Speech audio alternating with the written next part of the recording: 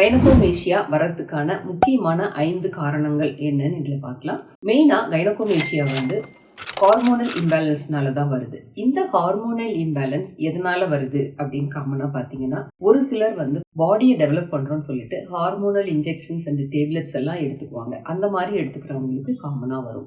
ஒரு சிலர் பார்த்தீங்கன்னா பிராய்லர் சிக்கன், அதாவது இந்த கோழியோட வெயிட் பெருகிறதுக்காக ஹார்மோனல் இன்ஜெக்ஷன்ஸ் எல்லாம் போட்டு பெருக வச்சு நம்ம சாப்பிட்ற இந்த பிராய்லர் சிக்கனை அதிகமாக எடுத்துக்கிட்டாங்கன்னா, ஓரளவு மீடியமாக எடுத்துக்கிறவங்களுக்கு ப்ராப்ளம் இல்லை. அதிகமாக விரும்பி சாப்பிட்றவங்களுக்கும் இந்த கைனகோமேஷியா அதிகமாக வருது. இன்னும் ஒரு சிலர் பார்த்தீங்கன்னா ஜங்க் ஃபுட்ஸ் நிறைய சாப்பிடுவாங்க. பீஸா, பர்கர் அப்படின்னு அந்த மாதிரி ஜங்க் ஃபுட்ஸ் அதிகமாக சாப்பிட்றவங்களுக்கும் அதிகமாக வருது. இன்னும் ஒரு சிலர் பார்த்தீங்கன்னா பாக்கெட் ஐட்டம்ஸ் நிறைய சாப்பிடுவாங்க. அதுலேயும் அதில் இருக்கிற ப்ரிசர்வேட்டிவ்ஸ்னால ஹார்மோனல் இம்பேலன்ஸ் கைனகோமேஷியா வருது. இன்னும் ஒரு சிலர் பார்த்தீங்கன்னா ஜென்ரலாகவே ஓவர் ஈட்டிங் பண்ணுவாங்க. அந்த மாதிரி இருக்கிறவங்களுக்கும் கைனகோமேஷியா காமனாக வர வாய்ப்பு இருக்குது.